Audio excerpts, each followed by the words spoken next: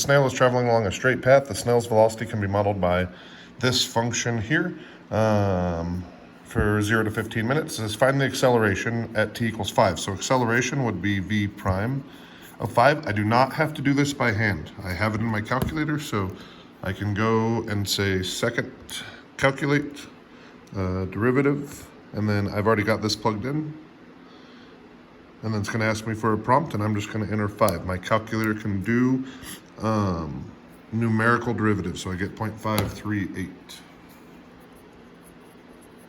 Make sure you write down what you did, that it's v prime of 5 or a of 5, but your calculator can do it. Make sure you're using your calculator. Okay, B says, what is the displacement of the snail over the interval 0 to 15? Displacement is the integral of the velocity. Distance would have been the integral of the absolute value of the velocity. So I am just doing displacement. So I'll go second, calculate 7, and then they want it all the way 0 to 15. If you are getting an error here, that's because your window is not big enough. So it doesn't have to be 0 to 15 exactly, but it's got to be at least 0 to 15. So I get 76.043. Right on to number C, or letter C. C says at time 0 to 15, the snail's instantaneous velocity equal to its average velocity. So if I want instantaneous velocity, that is my equation. And average velocity, this is tricky because usually this is a slope, but since we were given velocity, the average of the velocity is 1/15 times the integral, or the integral divided by 15. So integral divided by length of interval. So I'm going to go ahead and take that answer that I already got, and I'm going to divide it by 15. So I'm interested in when my equation is equal to 5.069538. So V of t is equal to 5.069538. So I'm going to go back here, and I'm going to go to y equals, and on the second one, I'm going to put in that 5.069538, and I'm going to graph, and I'm going to calculate an intersection.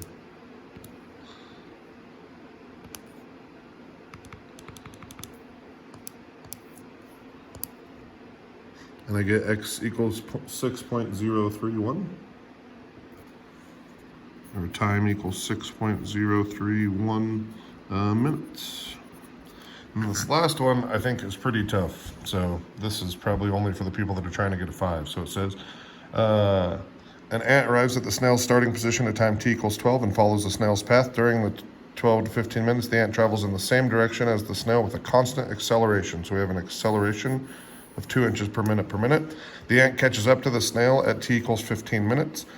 The ant's velocity at time t is 12, or at time t equals 12 is b inches per minute. Find the value of b. Okay, so we need to get back to the snail's velocity, and then we need to get to the snail's change in position. So if the acceleration is 2, then the snail's velocity from 12 to 15, let's go without bounds here. So if this is the acceleration, then the velocity is 2t plus c. So the ant's velocity is 2t plus c. So if the ant's velocity is 2t plus c, if I want to figure out how far it went from 12 to 15, then I put this in here. So I get t squared plus, this is a number, c, so we'll go c times t. I'm evaluating that from 12 to 15, so I plug a 15 in, I get 225 plus 15c, and I put a 12 in, I get 144 plus 12c, so I end up getting 81 plus 3c. Okay, so if I have 81 plus 3c, and I am interested in when that change in position, 81 plus 3c, is equal to the change in position from my, it says he catches up to the snail in those 3 minutes, so the snail went a total of 76.043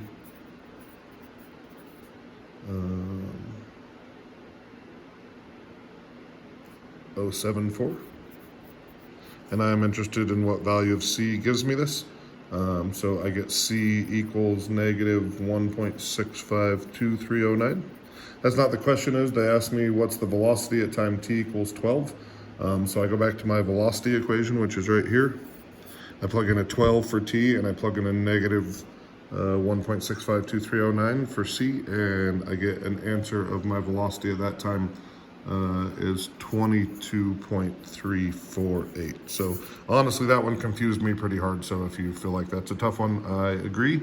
I figured it out after a while, but it was not easy. So if you didn't get it, don't feel bad. Try to get A and B and possibly C if you get a chance. All right, guys, talk to you soon.